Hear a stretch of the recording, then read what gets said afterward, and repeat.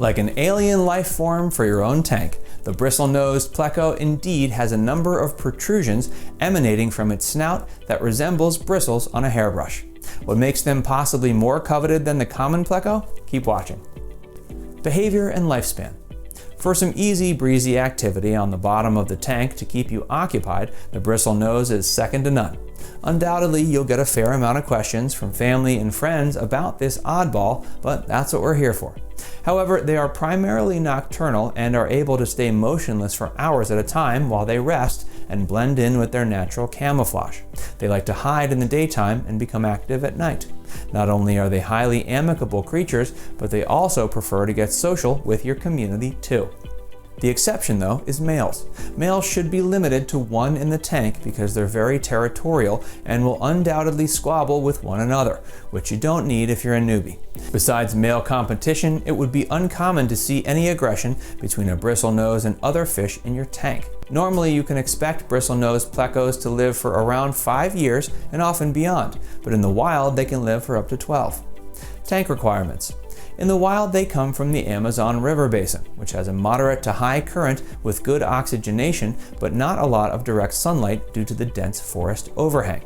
Lots of caves and places to hide, along with suitable substrate that won't scratch them, is ideal for their setup. As for tank conditions, think of what they would encounter in the wild to provide optimum living quarters. They enjoy slightly acidic water, lots of places to hide, fairly soft water, and plenty of space to nose around. In terms of filtration, canisters work best.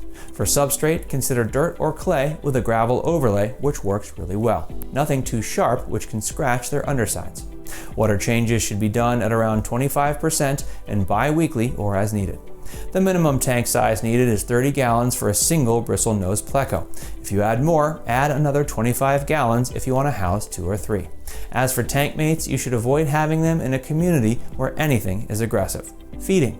The Bristlenose Pleco is omnivorous, but mostly a herbivore. An important note here is they should be fed at night. Including things like algae wafers is helpful if you need to supplement their diet, but make sure it's the sinking variety so it reaches them at the bottom. They aren't going to surface feed. A wide variety is good for these fish, so include occasional protein hits like bloodworms or insect larvae if you can. Breeding. The good news is that breeding Bristlenoses isn't too difficult to achieve.